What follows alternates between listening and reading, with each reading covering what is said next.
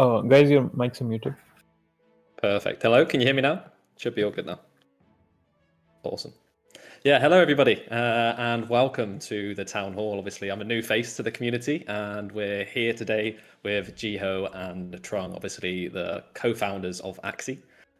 So yeah, I'm super excited to kind of meet the community properly for the first time, and really jump into kind of everything what's going on with Axie Infinity. So yeah, so I'm excited. Awesome. Before we jump straight into it, I'll probably do a quick intro myself. Obviously, everyone knows our kind of co-founders, so I'll just do a quick intro. But yeah, so my name's Jace. I go by Jace the Wizard. I'll be running all things like social media and kind of channel strategy with kind of Sky Mavis and Axie and Ronin. So yeah, I'm really, really excited to kind of dive in, and everything I've done previously has always been very community orientated. So that's why I'm going to be jumping in and finding out exactly kind of what you want to hear, and I can help get that out to the world. So yeah, I'm excited. So should we go into kind of today's topics, if you're both happy? Jiho and Trung, obviously you can do a small intro as well, but I'm sure everybody knows you by now.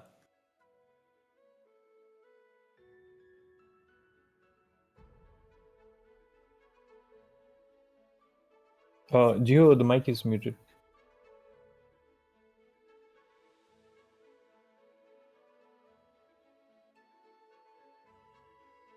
Yes, in the Discord. So I should use the Discord audio and Perfect. not the video. Should I Yep. mute the video? Yeah. Just use the Discord audio. You don't have to do anything on the other side. You can just. Okay. So we're good. All right, should be good now. You guys can all hear right in the chat. Nice. Okay.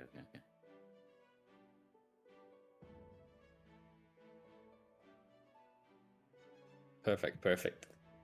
Yeah, so I was just going through kind of my small intro to the community, and obviously I'm the newest person to kind of the team, and I think we're going to get a lot of new people joining kind of Axie. So can you just give a quick intro about yourselves? Obviously, you're both the founders. You've been here since the very beginning, so it's quite cool. We've got some people that have been here from the start and someone who's just joined. I have not been here from the beginning.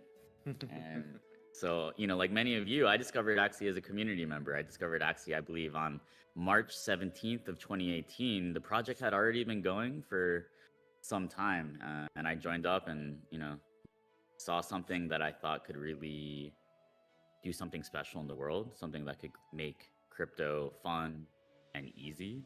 And yeah, I've been dedicating my life to Axie, to Ronin, for the last 7 years. So yeah, I'm Jiho. And I'm a gamer, I'm a collector. I grew up collecting insects and fossils. The first thing I ever did on the internet was play StarCraft. So from an early age, I knew that games were a good way to introduce people to new technologies. And so yeah, that's me. I'm the Chief Growth Officer at Sky Mavis. And yeah, excited to be here. Yeah. Hi guys. I was a CryptoKitty player when I met Jeff. That's also why I actually observed a lot and tried to get him onto the team. Turn out it's a great this season. And as you guys can see, we're now here today to talk about some of the things Axie. Yeah, thank you. Yeah, I'm really excited to jump. By the way. What was that? Sorry, do you still hold your CryptoKitties, John? Yeah, I still hold 1,000 kitties. It was a fun game, but I believe we can do much more. That's why I started Axie Infinity. Exciting. I think today's kind of town hall kind of guides into kind of what you've been building for the last 7 years, but also where we're going in the future. So I think there's been a lot of questions kind of being asked throughout the kind of chat and the community over the last kind of week or so from the town hall, but should we jump into the first topic first, or the first agenda topic? Sure. Could you hear me clearly? Yeah, just want to check the audio. We just turned up the audio, the input up a bit. Okay.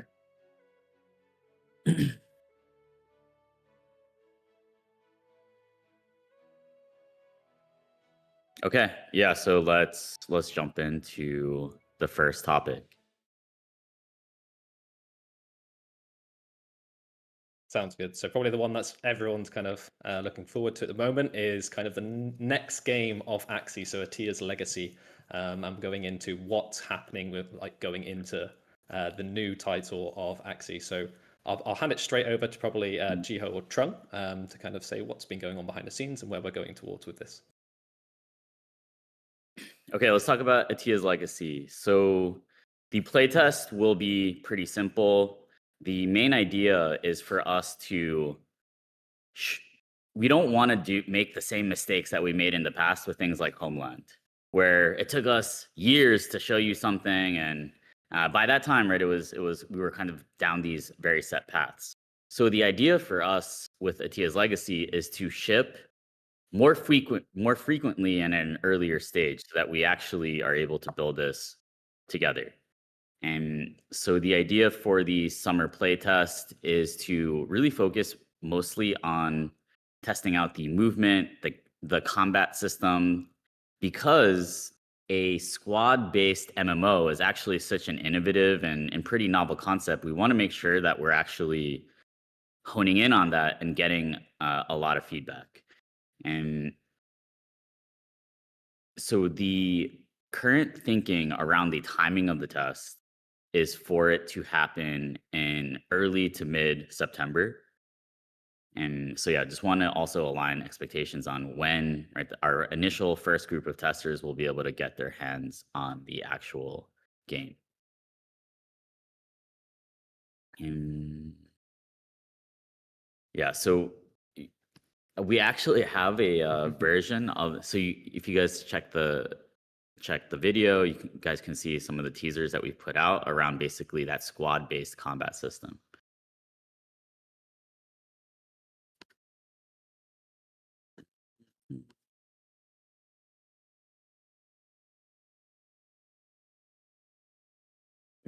So I have the game on my phone right now. So one of the ideas also is that the plan is to have this town hall area or this town area as a social hub where people will be able to see each other and interact with each other. So yeah, I'm playing right now. This is a quite early version, but you can see I actually was surprised at how smooth the movement is already. Also, so one of the aspects of the test is that you'll actually be able to fight mobs, but not just mobs, but also a boss. So I'm going to show you the boss right now. So yeah, this is a boss.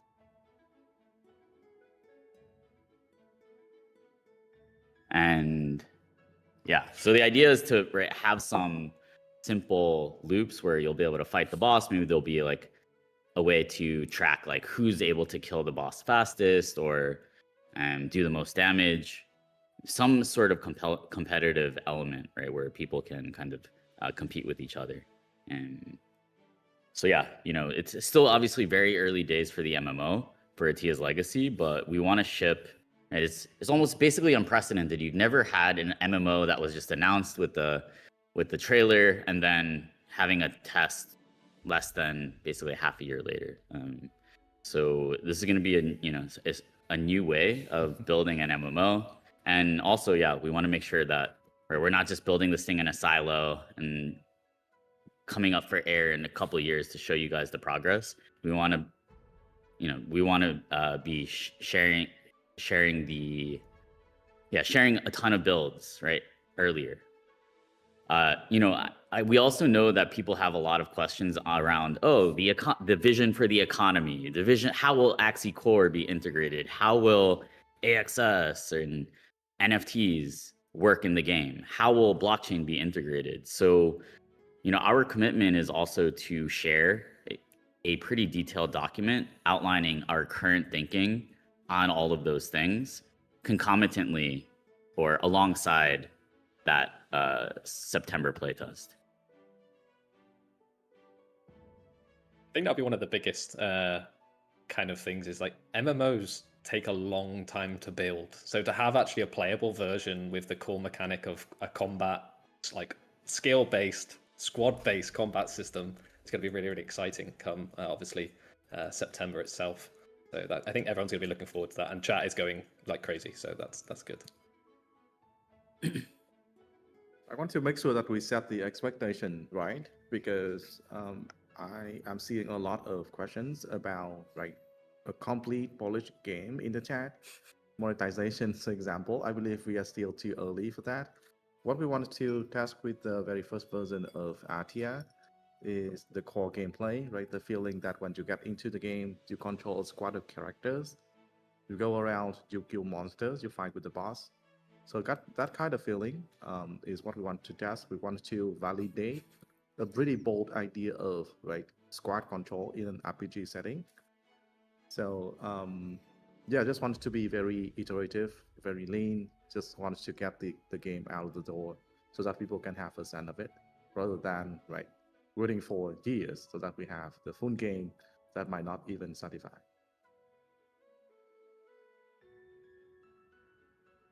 Yeah, 100%. I think that's part of the fun part of being in this type of community, though, is experiencing products way before like they're actually fully polished, like feature complete, everything. Like you said, it takes years to get to that level.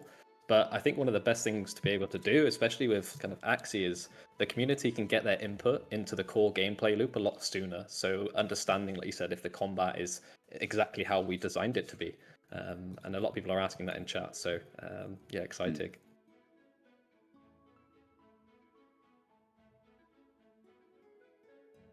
I saw an Awesome. interesting question. Does Atia's Legacy have a PK system? So, I mean, something that we were talking about in basically Mystic Mountain yesterday is MMOs.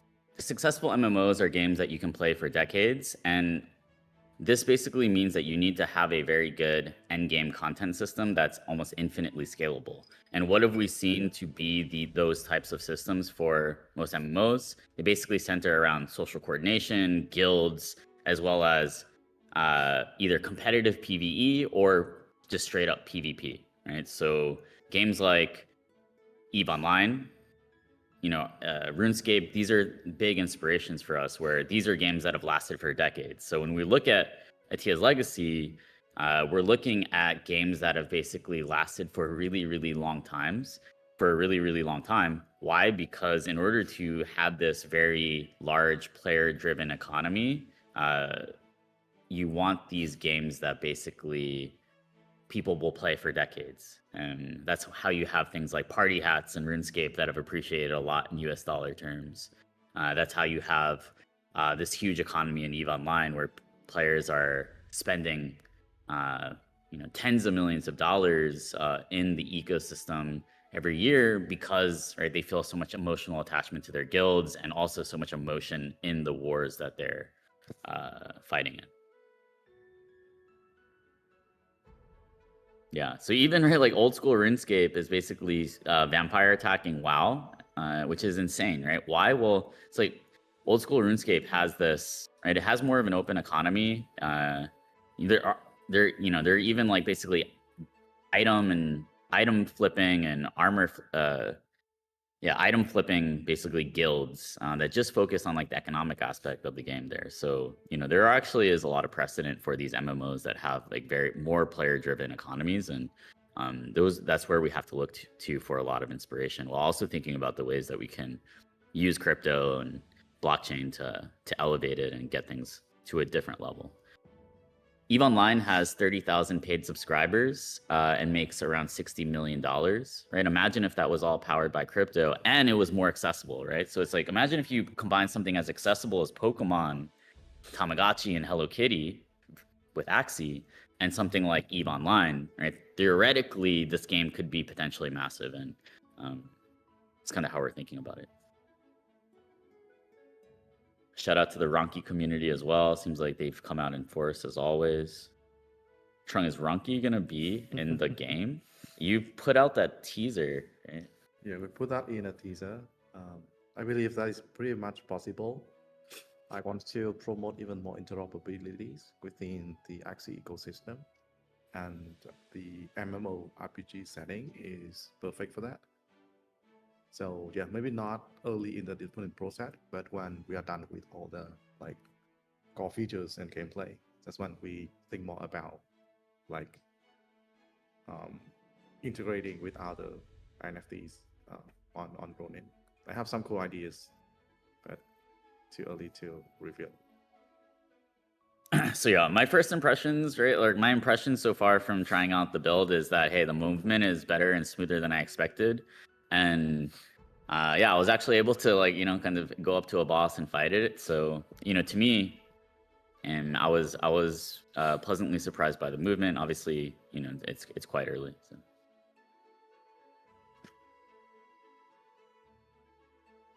Yeah, it'll be really, really exciting to get it into a player's hands. There were some questions like, is this going to be publicly playable come September? And it's probably good to like allow everyone to understand, what this playtest look like.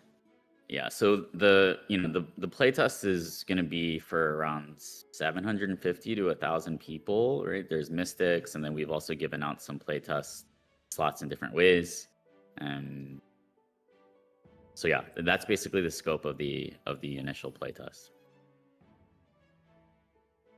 Yeah, perfect. And like with the playtest, I believe obviously we are looking for the community to kind of give that like honest feedback of what it actually feels like to play this first playtest of a Tears Legacy. And it'll be really interesting to compare the majority of the people that have been here a long time supporting Axie to also some of the new people that have never played kind of previously. And there might be a few people in there as well to get like an honest kind of feedback of a new game coming out. So that should be really, really exciting.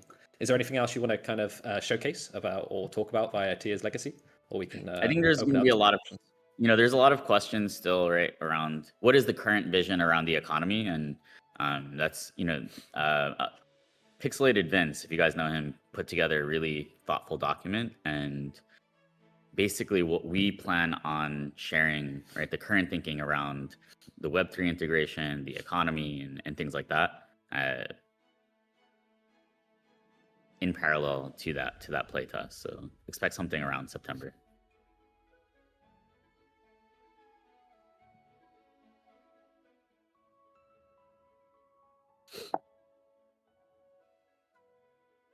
Yeah. So Lotai is also asking, is there going to be any like event? So the idea, Lotai, is for there to be some sort of competition around downing that boss, or downing a boss or bosses. So that's basically the thinking. Axie dies for real. Interesting. This is actually a good question. So you guys know EVE Online. I actually play a lot of like the modern EVE Online, Rise of Kingdoms, and it involved like real death of troops inside the game, the same as the destroying ship in EVE Online. And I only believe it's a very interesting mechanic to reduce the supply of a certain resources or items within the game. For Axie, maybe we will experiment with something less,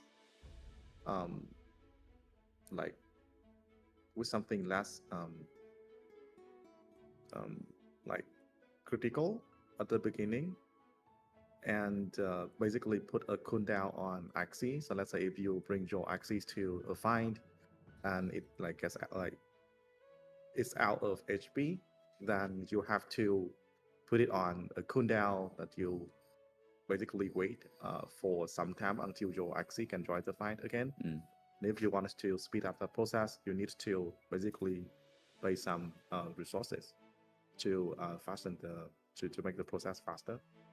So it's like a semi-death kind of mechanism to make people feel less emotional when the Axie is out of battle. The interesting thing was that we kind of had a death mechanic in Axie Classic. What was the death mechanic? People were botting and then they would get banned for 10 years, right? So actually the botting system that, and the kind of the game of cat and mouse was like an interesting mechanic actually back in the day. I saw some interesting comments in the chat where maybe collectibles have a cooldown, but maybe normal Axies can die. I think that's something that we can experiment with. Check out the vision for the Nightmare Realm, what is the Nightmare Realm? Go check that original article we posted on Atiya's Legacy, the MMO. It's basically like some sort of a PvP guild instance, right? Maybe, right, stakes could be really fucking high in the Nightmare Realm specifically. So Umbrella was asking about, right, whether in the playtest we would be able to like basically fight monster on the same map. Unfortunately, we have to control the scope of the playtest, so there wouldn't be some social interactions. It's a town that you can, right, wander around. You actually saw it in the trailer. You can go around and see your friends, but when it comes to fighting monster, then you will basically go through a single player journey. We'll see if we can, right, sneakily add more social interactions into it, in a sense that you can fight together with your friends. But right now it seems tight for the schedule. So yeah, the most important thing is to still test the core interactions, right? The feeling of squad battles inside the game. So we want to push that out, and get you guys to have a sense of it first. Shadow King says, play to earn is not sustainable. How do you overcome and reward people? Something like risk to earn? Well, you know, two things. Yes, we're seeing like some, you know, actually Axie was always had pretty good like risk to earn mechanics. And also, right, people always like try to dunk on play to earn and stuff like that during a bear market or when Web3 gaming tokens are down. But, you know, as soon as liquidity starts to come back into the market, right, you have these reflexive loops. So the crazy thing about crypto and crypto gaming is that, right, it's like when tokens are going down, you get less players, and tokens that are emitted, people want to sell. But once tokens start going up, right, it's like it's a reflexive loop where people want to hold, people actually want to play more, the metrics start to look better, that it starts to attract more institutional capital and whales. So, you know, it's basically how crypto is. But yes, right, teams are getting much smarter at how they do token emissions. And, you know, risk to earn is basically EVE Online is a pioneer in risk to earn, right? It's like war, right? War is the ultimate risk. And, you know, people are willing to, you know, sometimes, right, like the guild leaders may lose money in EVE Online, right, because they lost the war, right? And that's just like an expected thing. So.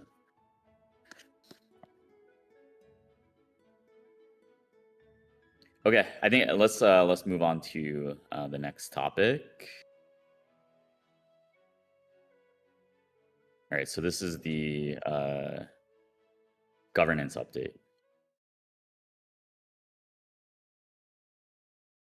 So yeah, I encourage everybody to check out the latest announcement that we made around governance. But basically,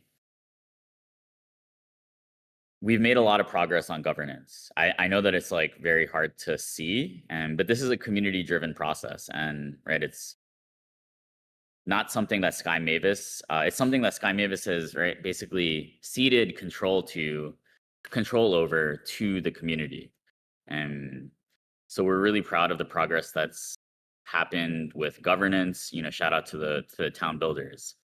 So, what are the general points? One, the community treasury is now set up and ready to start to be used, right? So one of the problems with governance was that this community treasury was seen as this like black pool of money that could not be accessed easily. The barriers are lifted, right? This is a combination of the new legislative regime in the United States. It's a combination of we've had different authorities look into the process that we have run alongside the town builders and say, hey, this is actually a very clean process. This is actually the most clean governance process that they had ever seen. And, you know, the community treasury holds significant assets. So I want to reiterate this. There's currently 23 million Axis tokens, 2,600 ETH, 75K RON, 6,500 USDC, as well as pending recovered funds. So basically, there are funds from the Ronin Bridge incident that are owed to the Axie treasury. And the last update we gave around the value of these funds was that it was $40 million of recovered assets. And that was last year. So the number could be different now, potentially in a good way. So I need to be careful about what I say there, but I think you guys can kind of understand the idea. Yeah, we've had legal reviews that basically have confirmed that our governance process was very decentralized, it was secure, and it's legally resilient, which puts us in a really good position to begin actively using the treasury. So yeah, we're inviting you guys to join discussions, check out the contributor channel. You guys also see that you have Axie scores, right? So grow your Axie score, stake your AXS, and get involved with governance, right? Reach out to your town builders or reach out to anyone. Reach out to me if you want to get involved with governance and you aren't really sure.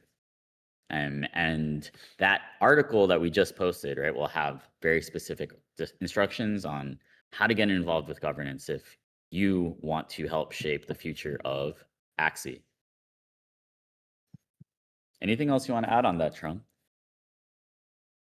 Yeah, I just want to give a shout out to all the town builders. I actually didn't have to do much there, but seeing you guys like advancing the governance is very interesting. The first time that I have like a relief because things just happen naturally without my interventions. But I think that's the most beautiful part of decentralization. So yeah, I'm excited for doing nothing but still achieving much.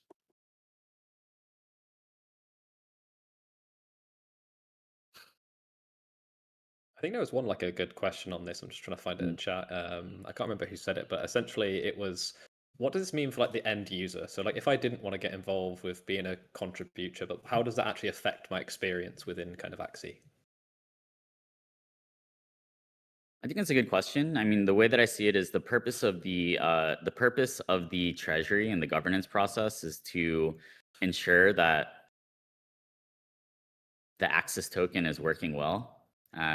And right, so we were very early to this idea that, hey, like tokens need to be backed by value. And because the community treasury is so large, because it's been untouched for a long time, right, there's basically a lot. I think a lot of people, they're interested in making AXS go up. That's actually a special condition of the Axie universe is I own AXS, Trung owns AXS, the Sky Mavis company owns AXS, but the community also owns AXS. So AXS basically represents this partnership between Sky Mavis and the community and aligned incentives, and we both want it to go up long term. And the community treasury can basically help a lot with this, right? By basically ensuring that Axis isn't just valued like a meme coin based on vibes, but actually based on, right, the potential to do buybacks and or distributions, things like that. And yeah, so I think that's right now we have a buyback meta that's right heating up in crypto. So we're actually really potentially well positioned here, especially within Web3 gaming, because nobody has ever made as much money as Axie has in gaming specifically.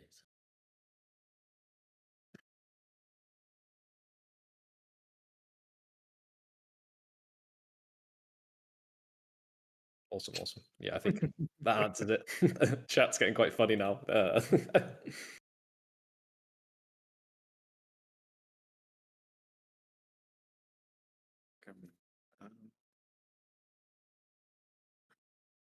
We don't, to be honest, right? So basically, the thing that we've committed is like we'll share some that we'll use some ecosystem funds to help seed the the new entity of basically this Axie Foundation, if you will. Although, right, it may not be a foundation; it might be something like a Duna, overly complex, but we will seed that, and right, there are some operational expenses, right, that this thing might have around, helping to coordinate governance processes. But it should also be a very light, because we don't want it to become this like bloated thing that's costing a lot of money and making access go down as well.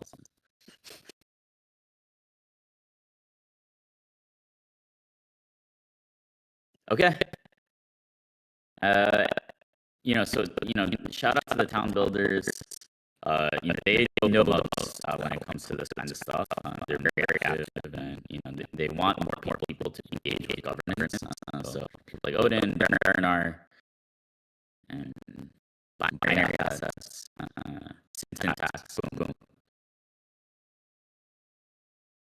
Okay. Let's talk about the Axie blind boxes. So yeah, as you guys may have seen, we've teased some Axie blind boxes on socials. Basically, the idea is for us to start leaning more into the IP. I fell in love with Axie because it was beautiful and aesthetic, and I thought that it was something that could introduce the world to crypto. That has largely been true, where we have onboarded millions, but that's mainly been through gaming. We haven't leaned enough into the IP, and we want to rectify that. And so basically we want to start some Axie blind boxes. The initial thinking, right, is to have maybe 6 of them. One could be perhaps quite rare. We're also thinking about the different distribution mechanisms. Perhaps the first drop could be more of like a digital drop. And right, if we can show that there's momentum and show that there's demand for these things, right, you can then start to partner with different entities and parties that are bigger and could help with distribution. So yeah, being able to do something with PopMart on something like this, right? And we've actually talked to them, right? And so if we can actually if we can actually show some initial demand for this thing, right? Things like PopMart are an option. But we'll have to show them that there's the demand there as well.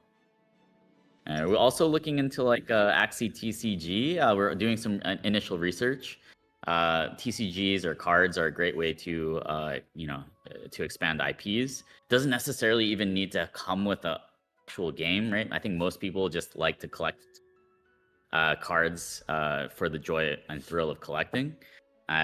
There's also like different ways that we could think about the utility. What if these were things that are mainly art and then maybe one-time use and something like Axie Core? There's different ways that we can basically get the Axie IP proliferating a bit more and showing off the art, because our art is so strong, but it's not doing everything that it could be doing.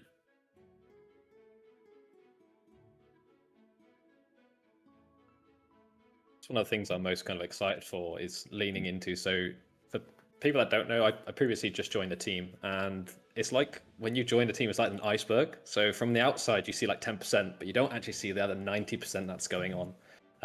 So I'm really, really excited. We're obviously touching upon some of these points, like the blind boxes, expanding the IP, this TCG, obviously an early kind of consideration for more collecting, and also like the story of Axie. Like I've actually been lucky to actually go into the lore and understanding like obviously the universe in itself. And there's so much like prepared. It's actually like I was actually surprised by how much reading to actually understand fully what was going on in the world. So I'm excited to showcase and help showcase this as the brand grows and it expands. So that's going to be really, really exciting too. Yeah, I mean, I also think of the idea, right, is like Axie, as Lowtie mentioned, right, like Axie Classic is actually the original Axie TCG, right, in some ways. So, fuck, maybe we need Axie Classic too, right? Why did we, anyways, there are a lot of different options, and Sky Mavis can't do it alone, right? So we also like, need to, probably start working potentially with other game studios as well on the Axie IP, right? It can't be that Sky Mavis is this blocker for, right, the number of Axie games that exist. Actually, although like obviously Builders program didn't fully work out well, there is actually a game, right, Axie Quest, that is still live, and I believe we're also working on a bounty board integration for that game specifically. So shout out to Axie Quest, man. It's really fucking resilient to yeah. Yeah, I think Amrullo is thinking of, in the right way about, basically the digital distribution of blind boxes. If we can do something really innovative there, right? I also think that Ronin and could become even a platform for bringing like physical blind boxes from other IPs onto the chain. So, okay. So, chat. I have dropped a leak in chat. I'm going to do it again. So what is this? What is the Axi Codex? So Axi needs a battle pass. And this is basically an upgrade to the Premier Bounty Board. So if you look at it, you can see that this actually functions a lot like some of the battle passes that you might have used in the past with games like Dota, where, okay, you can pay, and you pay a certain amount of AXS to get started with it. You'll earn access tokens as you progress through the battle pass, and right, as an incentive to make it all the way to the end, you basically have this like super cosmetic skin reward at the end, right? So you can see in that leak that there's a pretty sick accessory, which I really need now that I zoom into it. And so yeah, this, we're always going to be experimenting with Axie Core and making, right, these incentive systems work better. We'll also be, right, thinking about ways that we can give out even more AXS, but perhaps that AXS would be spend only AXS, stake only AXS, or maybe have a fee for selling it that would go into the treasury, but that fee would be relative to your Axie score. So if your Axie score is really high and you're a high reputation individual, we know that you're not a bot. We know that you're someone who actually likes to collect a bit. Boom. You like to participate in governance. Boom. Right? Like your fee could be lower. So yeah, we're the inventors of play to earn. Play to earn is still viable. It just needs tweaking. That's the way that I think about it. And yeah, risk to earn is just a variation or a modification of play to earn. And yeah, I think people overcomplicate it, right? Play to earn is like literally a phrase that I made in 2021 or 2020 because I wanted the benefits of Axie in crypto gaming to make sense to grandmas, to everyday people. And it worked, right? It's very controversial, right? But that's also the key to a good kind of brain worm. So yeah, I'm gonna check the chat.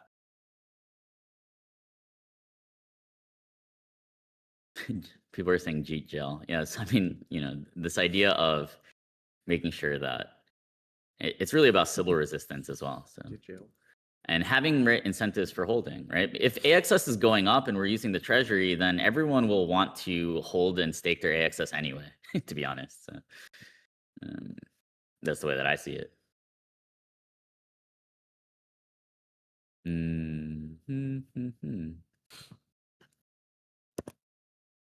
Let's see if I have some notes here. Anything you want to add on this, Trung, around the battle pass? Yeah, I think battle pass is actually a very cool mechanism because you incentivize people to progress and engage. I think one of the problems that we have seen a lot with Axie is that, right, people just play the games, get the rewards, and then they sell the reward, which is not a good way to, right, create a flywheel for the whole ecosystems to grow. So what kind of incentive we can put out there to get people to, right, keep staying inside the ecosystem and really engage with Axie at a deeper level? Let's say use Axie core features. That's what we think when we think about the battle pass. So we cannot just, right, enjoy Axie ourselves. We have to think about how to acquire new users and like engage them in a good way so that they, right, not only come here for the earning parts, but for, right, contributing to the Axie ecosystem. So I see this as a very first step of doing so. and getting people, right, the normal gamers of Axie games to engage more with Axie Core and become right owners, holders. Let's see. It's too early to tell, but it's a thesis that we want to pursue.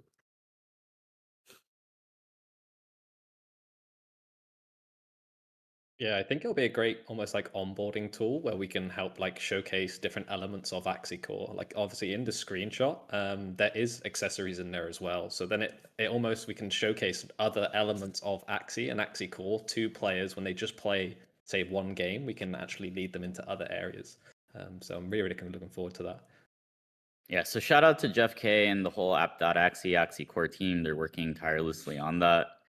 And yeah, I think the ETA for that is Q3 or I would say October, November, and maybe they'll be able to ship it quicker. Yeah, Shade. Where's Shade, bro? Come into the office. So yeah, we'll also like kind of give a little leak for you guys that On the train. he's on the train. Nice. So we're in a new Sky Mavis outpost in America, bright and early over here. So yeah, Sky Mavis is expanding, and yeah, we want to do more stuff in America, and if you're in America, we would definitely encourage you and invite you out to California, and we'll think about some cool ways to activate the community over here. Why the move to America? Yeah, I mean, there's certain talent that is in America. Makes it easier to partner with companies. For example, Drip, the company that we did the Pokemon partnership with, right? The Pokemon card partnership. Boom, they were actually they're based in San Francisco, so it was really easy to coordinate that pretty quickly because we were able to meet in person, build rapport, things like that. Also, yes, Wall Street is in America, and Wall Street loves Axie and Ronin. Wall Street made so much money in their individual accounts trading AXS last cycle. So I talked to a lot of these people. Why did they trade AXS last cycle, and why did they trade crypto in their individual accounts last cycle? Because usually, if you're working at a bank on Wall Street, you have a lot of restrictions on what stocks you can trade individually. But because crypto was so new and small back then, right? They didn't have restrictions on trading crypto. So a lot of these Wall Street bros made a ton of money on AXS. And now they're like, yo, Ethereum is back because of Tom Lee and the treasury companies. NFTs are starting to bubble up again and percolate. Okay, right? When is gaming happening? That's why you see, that Google trend image of gaming search volume increasing, because people see that when Ethereum is back, when NFTs start to heat up, gaming actually, gaming last cycle had the highest returns of any sector, right? So if you really want to speculate on an alt season, then a lot of people look at gaming as the best way to do that. So, it's not 100% guaranteed that it will happen, but sometimes these things become self-fulfilling prophecies where if people start to believe and think like that, it just starts to catch on.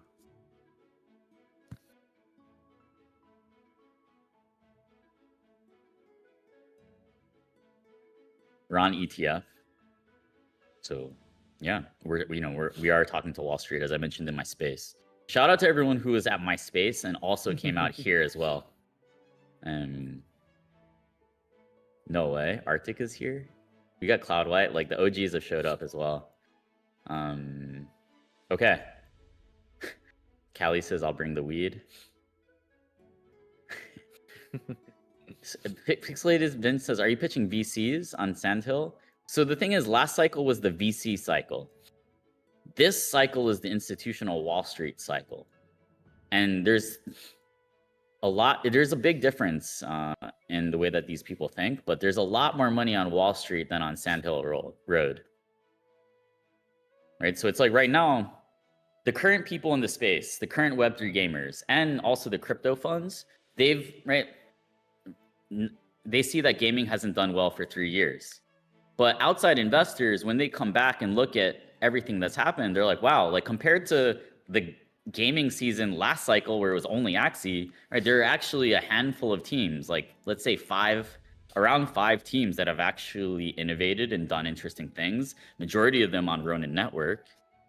And when you actually look at the traction and the data, things are actually looking better than 2021. So why shouldn't there be a gaming season? And these people have the capital to basically put in a bottom and absorb all the sell pressure. The problem with Web3 gaming is that right now the current whales aren't large enough, right? And basically they don't have the capital to absorb the sell pressure and basically bully the market into starting to go up. So, but that's part of that's something that only Sky Mavis is well positioned, and only the Sky Mavis founders can really do, because we have those connections, and we're seen as the pioneers and the innovators in this space. This is the institutional cycle, yes. And I think another great sign is, hey, we're aligning more with Ethereum. I was just at Ethereum House SF yesterday, and I talked about how Ronin will be becoming a bona fide layer 2, or that we're coming home to Ethereum, right? And all of a sudden, all these people who kind of faded us or wouldn't talk about Ronin for many years, right, are now coming out saying, "Wow, right? This is huge for Ethereum. This is a new trend that's happening where these side chains and L1s are now coming home to Ethereum." And Ethereum has made some progress that makes this possible, and also makes it so that this is actually a good thing that will happen. We'll share more about this. But yeah, you can check out my Twitter and see that clip, and also check the quote retweets, because I think it's very telling. A lot of the people who commented on this, like people like Anthony or Sassel, right? Many people from the Ethereum Foundation. And Ethereum Foundation has been actually great compared to in the past, where it was very hard to communicate with them. They're very responsive now, right? Axie is ETH aligned. Ronin is Ethereum's Nintendo. I know it sounds a little bit crazy, but it actually, like, the Wall Streeters do like that line. So. Okay. So let's get more people. Let's get some people up on the stage. Let's get some spiciness going. Let's fucking do it.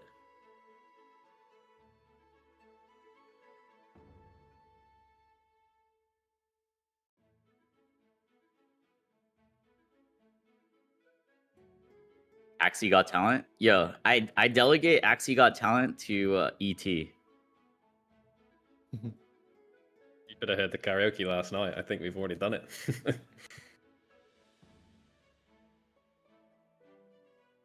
Nyx is also a rapper, so Nyx Tape is his fucking rapper name. Anyone raising their hand to come up on stage or what?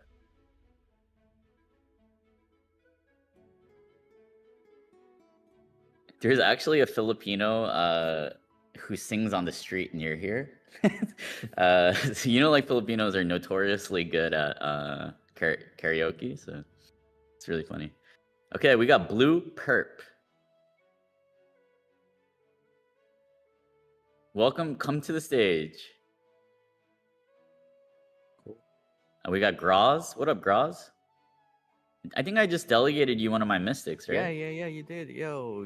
Hi, thank you for delegating it just in time for season 14.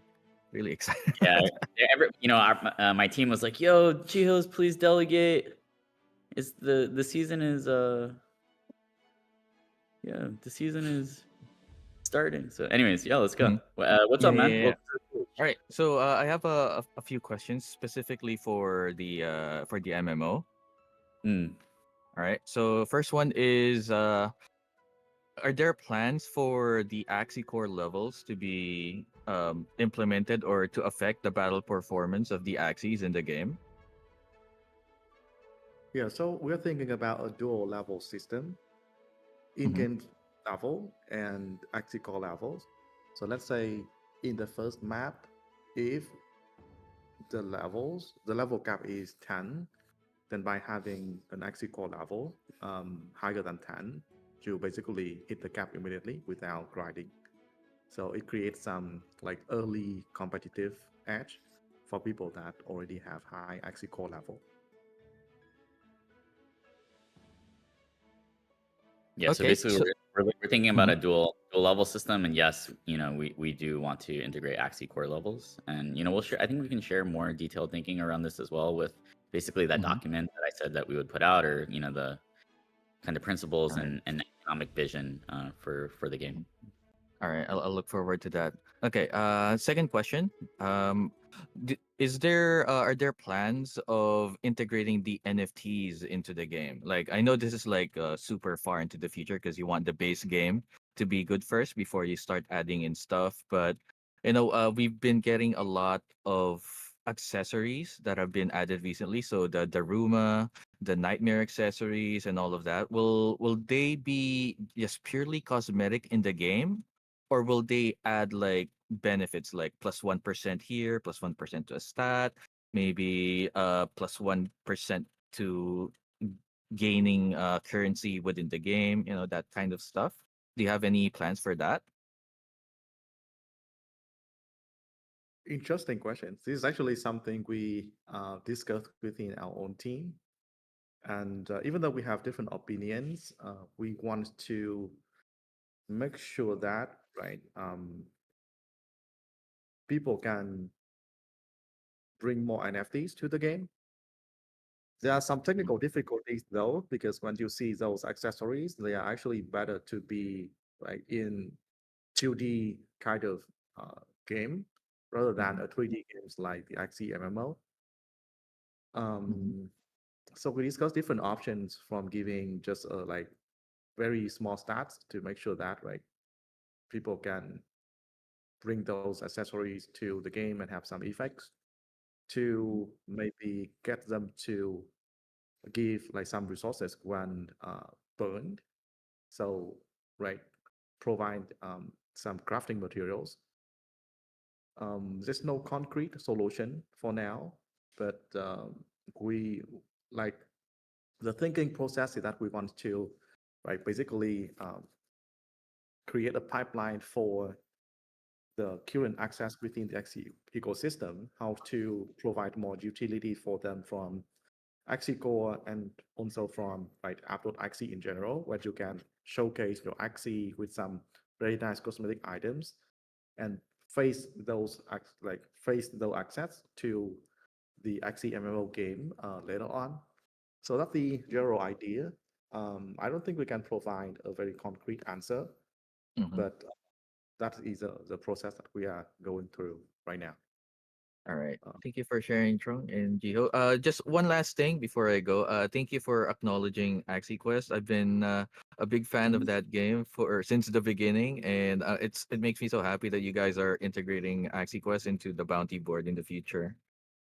I mean, they deserve some recognition, man. If you're like doing like the builders program and still fucking going, like that's honestly like crazy impressive. We also want to find some way, looking at ways to make it just easier to build on top of the Axie IP. For example, maybe just like a flat licensing fee to the treasury, so that it's not such like a manual, annoying process. All right. That's all the stuff I have to ask, and I'll give the floor back to you guys. Thank you for answering my questions. All right. Thanks for coming up, man. All right. Blue Perp, do you have something to say? Let's keep it to one question each so that more people have a chance to go.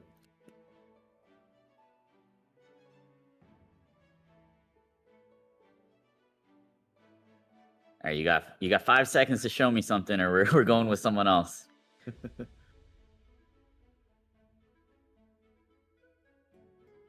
Okay, we're moving to Pratap. I think we just keep him there. So Yeah, maybe he'll come back.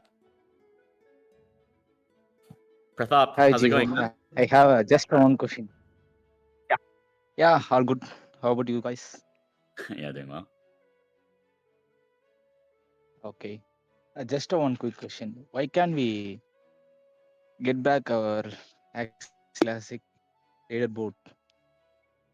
That's the question. Instead of Ax- trying Axie tournaments, such things, why can't we back leaderboards like Origin? Yeah. The question is around Axie Classic and the leaderboard. Yeah, that's right. You guys know that's the one we picked, right? About leaderboards running through 21 seasons. I have been since the start, you guys. Mm. So just sharing my experience. Yeah, so I think right there is some stuff that Classic is doing around the competitive circuit.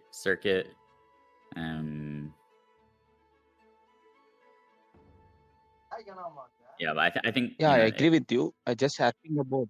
Yeah, it's been yeah. quite good when So running in so instead of leaderboards, right?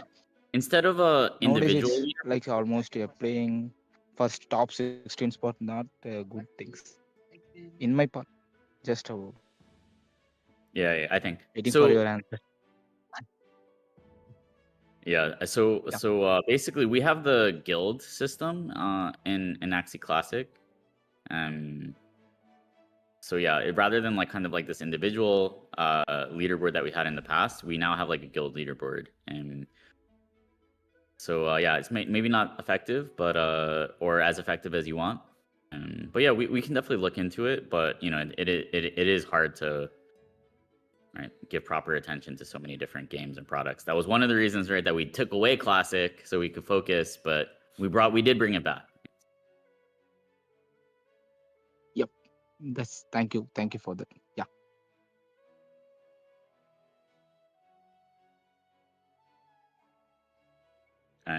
Yeah, let's also please keep like the topics related to some of the stuff that we've discussed today, which is basically Atia's legacy, the governance, and the new bounty board system. All right, what up, Ken? Oh, good to talk to you, Jiho. So I've been like asking you about the monetization and that kind of stuff, and you has provided us with something like there might be a war system, a risk to it to earn the reward from the RTL legacy. But will that be like kind of a leaderboard or some kind of reward system comparable to Axie Origin or that sort of thing? So I want you to like go deeper into the rewards and things in more concrete way, if that's fine, or it's still too early to like put something on that. Yeah, what's your thought? Yeah, I believe it's still a little bit early. We have talked about this a lot. The difference in the models, right? Play to earn, risk to earn. I believe risk to earn pose a more sustainable model for the game, and it also incentivizes people to engage more, spend more inside the game rather than just straightforwardly play and earn something. So that's the early thoughts. But we also want to make sure people have some social interactions, like guild war, to make sure that it's not only about the art, but also people want to create guild, rally all the members to compete and create a higher level of engagement. If it's only risk to earn for individual players, then I don't think it creates enough of a social coordination layer, and that could make the game very boring. Yeah, I agree, because of for me myself, I kind of I kind of don't like the PvP aspect in the MMO games. I kind of more tends to like more cooperative, like exploring dungeons or like participating in events. So maybe, just maybe, if the rewards or the play to earn aspect can be incorporated into not just the risk to earn or just go on the guild war system, but more for like a more casual play, or on the multiplayer side of the cooperating side of things, that might be great, I think. Yeah. So in a well-functioning economy, you have multiple roles, right? So it's not just like, oh, right, if there's a war system, just like think about America, right? Why does America always go to war? Because it stimulates the economy. Because it's not just providing salary for the soldiers, right? You have to manufacture the weapons and all of those things, right? So someone's like, I don't want to fight, or I don't want to shoot people, but they can still profit from the war, right? By basically becoming an arms manufacturer, or like basically creating, by creating goods. So it's kind of an overly simplified way of thinking about it, but that's also how you think about it in EVE Online, right? It's the people making money from the war or spending money on the war aren't the only ones that are involved in it. They're also the people who are involved in basically the procurement of the resources and the minerals and consumables that are needed to basically even go to war in the first place. I think it like the SOP back in the 2021 eras, maybe people like playing classic and gaining those SLP and sell it to the breeders to like pump more Axies. Maybe that is that. Yeah. And Axie breeders are like the original arms dealers, right? In the Axie universe. Yeah. Okay. All right, man. That's Thanks for the question. basically. Thank you for your answers. Bye bye. Good luck.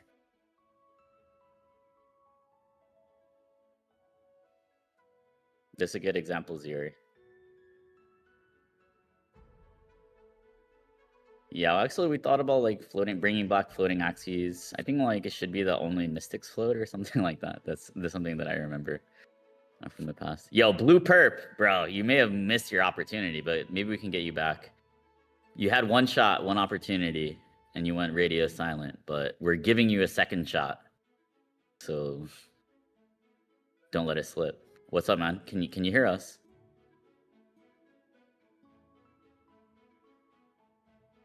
Dude, this is diabolical, man. What? Bro. Oh, there might be a problem with his mic or something.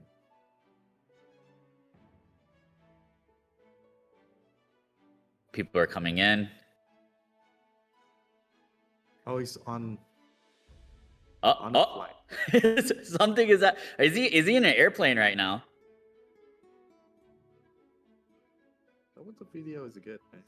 Okay, bro. Sending love. Sending love. Okay, let's move on. We need to keep this moving, bro. We have Orneros up here.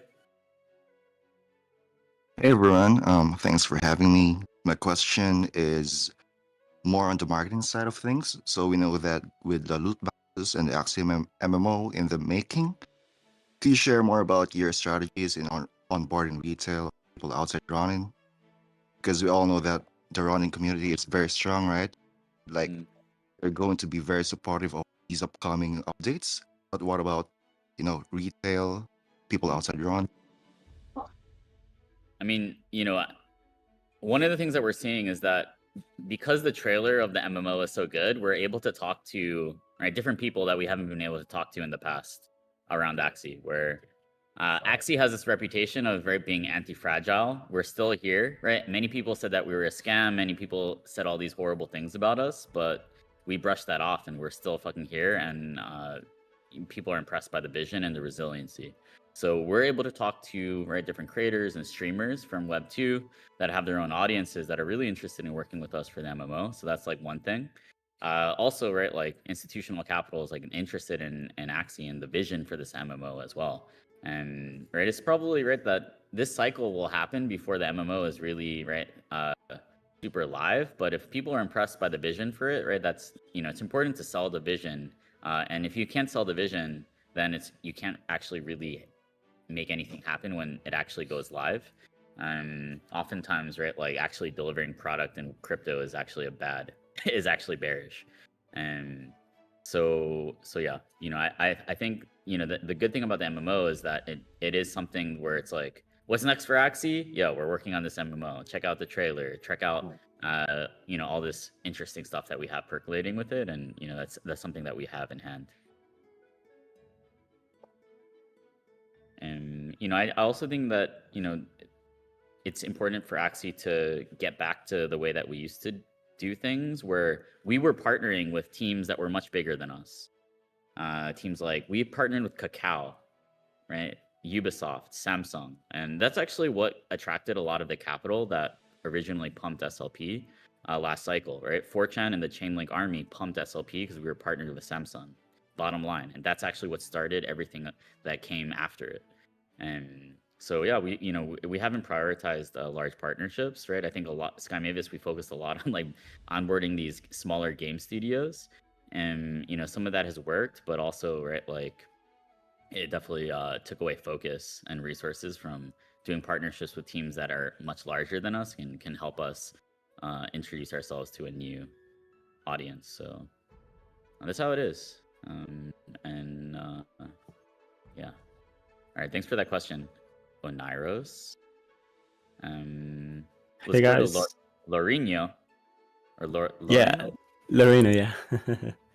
Hello, Trung. Hello, Jihoz. We saw actually in the AxieCon in Barcelona. And nice to meet you, Jace. Yeah, I'm thanks the creator of Axie Party. I don't know if you remember. Ah. So regarding the MMO, you've talked about onboarding a lot of people and accessibility.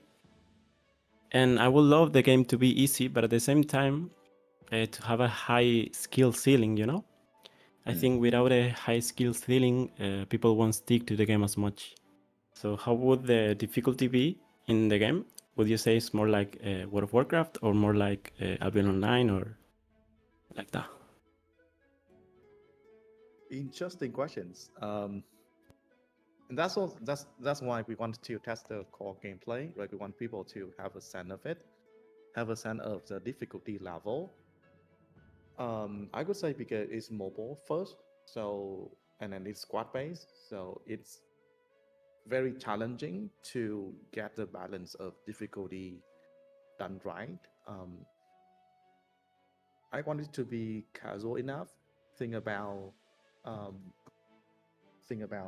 some of the games that also involve squad as well. Rumble Heroes, for example, you guys might want to try out that game, but with more kind of skill casting and healing in order to keep the squad alive.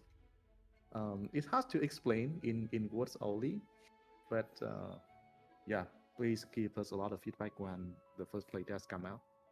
I think that would help a lot. I will. Thank you so much for having me here.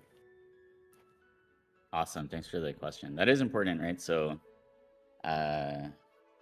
this actually, right, like what Blizzard always specialized in, right, actually taking something that was promising, a promising kind of new genre that hadn't been perfected yet or made accessible, and making it just a bit more accessible. EverQuest, right, was kind of like the hottest MMO when WoW was released. And EverQuest was kind of, it didn't direct you at all during the leveling process. So, right, like WoW was really interesting where, right, it was pretty streamlined to get to level 60, but then, right, at level 60, it's like you had almost infinite scaling of difficulty where, there was literally impossible content in the game almost all the time, right? There was things that,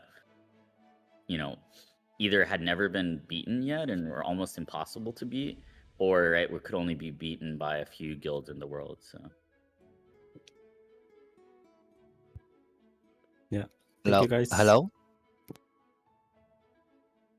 Hello, can you hear me? yeah. Go ahead. Yeah. Oh, okay. I have a question that's about balanced update in new game. I mean that you have tweet on your Twitter that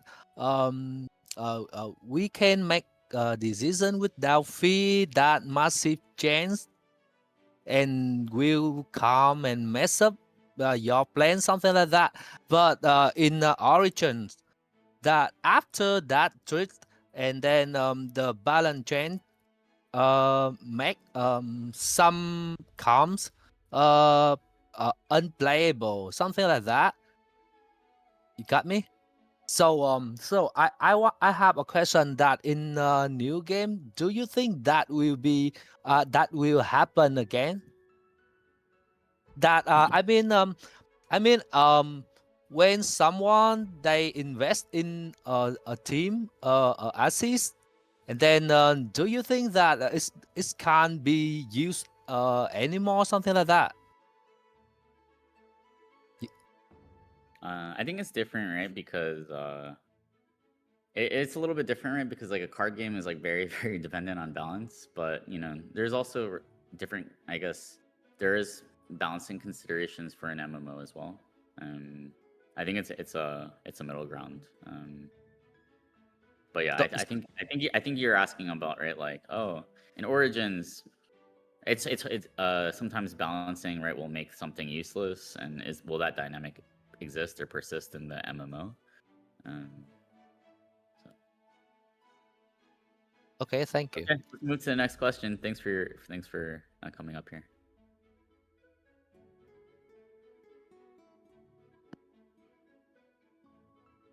Okay.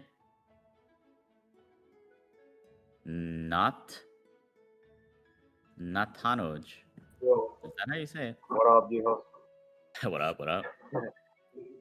It's Jonathan backwards.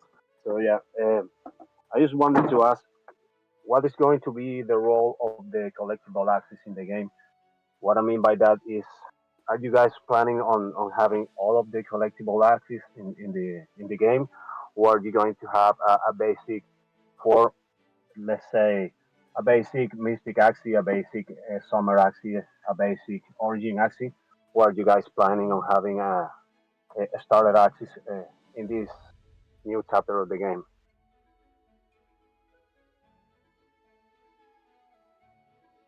Good questions. So I mean, Axie is always the first class citizen inside the game, which means, right, you bring your own mystics to the game. You can see all the different body parts and different skills on each body part. That will be in the game for sure. For other kind of collectibles, I think we will start small. I mean, even if we integrate them in the game, we will start small, like a base form for all the NFT from the same collection. Regarding the onboarding process and the gameplay progression, I always think about some starter axes as a better way to onboard the normies, because you can basically craft the different body parts, you can craft the experience. So when people get into the game, at least they can get some good first wins against the mobs, against the boss, and that's how you engage the new players and hook them into the later part of the game. NFT axes might not be the best solutions to address that kind of onboarding experience, but it will mean a lot for the owners, because for sure, if you own something, you want to see those characters, see those items be something very powerful inside the game, and that's true for me as well. But we will design in a way so when people first start with the game, they will start with the starter Axie first, and as they open more content, ideally after the first 1-2 days, they will be able to utilize the NFT axes in different parts, because I mean, after the first several days, that when people are pretty familiar with the game already, and they know what to optimize for. If even for the existing Axie holders, existing Axie owners, if they bring the NFT Axie immediately into the game without knowing what's good and what not, then the experience could be terrible, and we want to avoid that. So yeah, that's the thought process behind this season.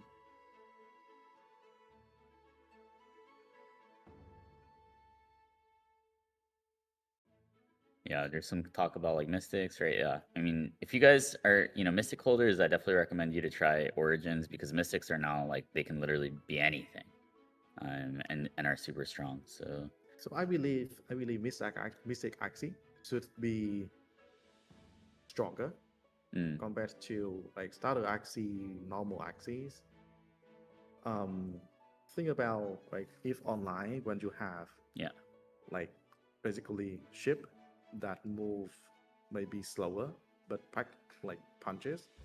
The good thing about war is that it's acceptable for it to be pay to win, right? In EVE Online, there are certain ships that just cost a lot of money to construct, and they can design the result of a war, but at the same time they are a bit slower, and they require a lot of like coordination, protection from other smaller ship that just like go to die in order to protect the large ship. So we wanted to design the experience like something like that.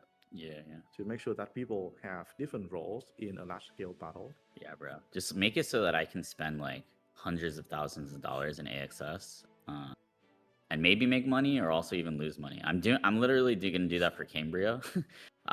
So there needs to be these good systems where I can literally dump hundreds of thousands of dollars and start a guild, and earn some stuff. It doesn't necessarily even need to all be money, right?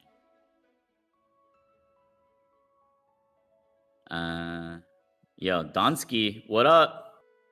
Hey, what up? Good morning, sir. Good morning.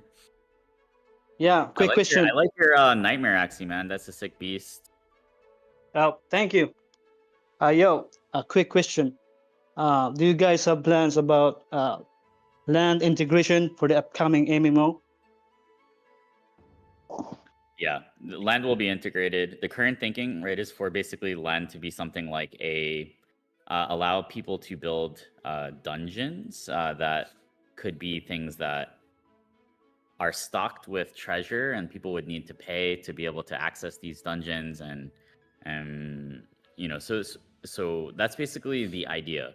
Another thing, right, is that we want everyone to have like access to homes that it would be like customizable, but right, basically landholders would have like special versions of these homes, including right the ability to put dungeons. That's the current thinking, but yeah, and give us feedback on that. And I also think that it's eventually important to integrate land items as well. If you guys also like, I recommend, if you guys really care about land items a lot, like I recommend giving Axie score for them as well. So maybe something that we could iterate on with the Axie score. Yo, why does Pepe Land have such a crazy color? Oh, it's a mystic landowner. That's the color. All right, thanks, Donsky. All right, thank you, man. Land items are dead. Give them some Axie score.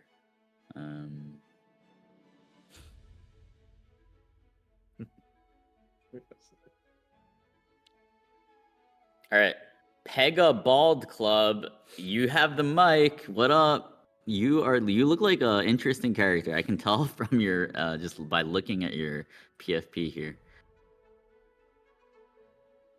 Origin Axie owner, Nightmare Champion, Arctic Landowner. Boom. Okay, let's do this. Pega Bald, you have your opportunity to speak now.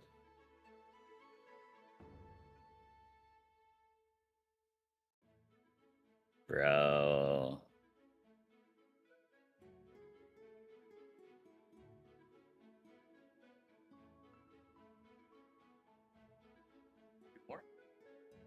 Good morning.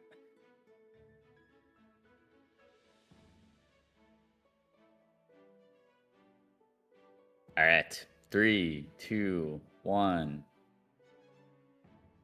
Bro. This guy's like aura farming up here. His mic not working. Hello. He just said that his mic is not working. Hello. Can you guys hear me? Yep. I hear you. Yeah, Pegasus, we cannot hear you. You can type the question in the chat. I can relay it, I guess. All right. Hello. Take charge. Pegasus is Vietnamese as well, so he's a brother from another mothers. Okay. So here's a question from Pegasus. I've noticed a variety of other characters in the game beside the traditional Axie. Can you clarify the roles of these new creatures? Are they new NFTs for future mints, or are they going to be integrated into the game as NPC or starter Axie for new players? So this. All of those are true. Yeah, we wanted to build a world of Axie, which is not just Axie alone. And we want people to have different tastes, different preference in the characters that they choose. Also, different type of characters would have different roles in the squad. So diversity is what we are aiming for here. But at first, we won't just start with Axie. Yeah, we want to be obviously very careful about expanding the world beyond Axie. But we've had Chimera as part of the vision from the beginning as well. So I feel like that's also why it's like, well, people like Chimera, but they don't like anything that's beyond that, right? Because it's like maybe just to focus on delivering fucking Chimera first. That's kind of like the perspective from them. So. Yeah, I know that Davicio desperately wants their people inside the game as soon as possible, but maybe we have to wait a little bit more. No. Okay.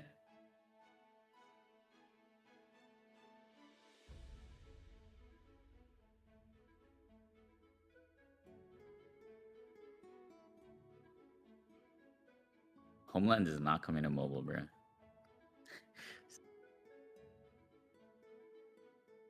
Porsche. All right. It seems like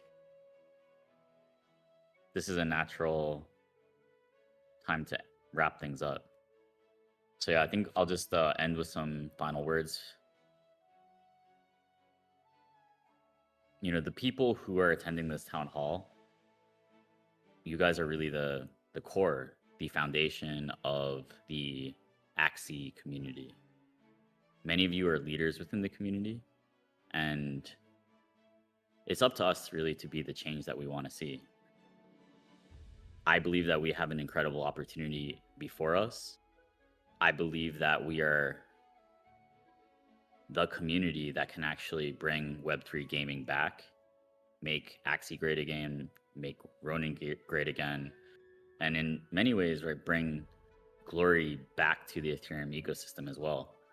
Right now, people think that crypto is about meme coins. They think it's about stable coins. They think it's about Wall Street only. This is one of the only bright spots within crypto where you actually have people having fun, making lifelong friendships, learning about crypto in a fun and easy way. There is actually so much to be impressed with about this ecosystem. Sometimes if we're very close to the kitchen, too close to the sausage on a day-to-day basis and see all these struggles and just, dedicate so much of our time to it, it can be frustrating, right? But what I've seen is that when people look at what's happening from afar, from the outside in, it's actually really interesting and really impressive. So I believe that we're set up very well. I believe that we have an interesting kind of culmination of stuff where the MMO is starting to percolate. The treasury with a massive balance sheet is being unlocked. We're going to be putting more resources into IP proliferation so that, hey, this gaming cycle really starts to heat up, should be able to capitalize on that and get the IP into the places that you guys all dream of and would be proud to see Axie represented. Okay. Yeah, make Lunacia great again.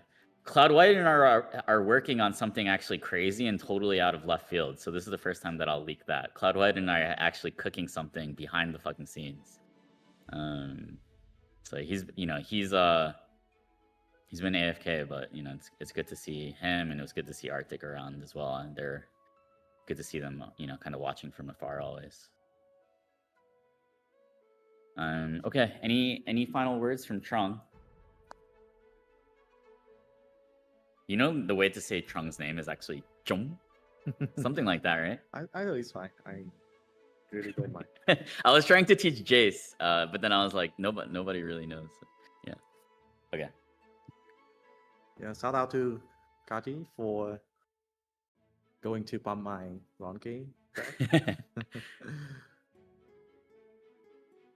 Well, it's good still to have a town hall with you guys. I think a lot of exciting things in the future. I think the town hall today only reveals a small part of it, so can't wait to reveal more with you guys in the future. Awesome. Okay, with that, we will see you in Lunacia. And we can't do this without you, so yeah, really appreciate it. See you guys.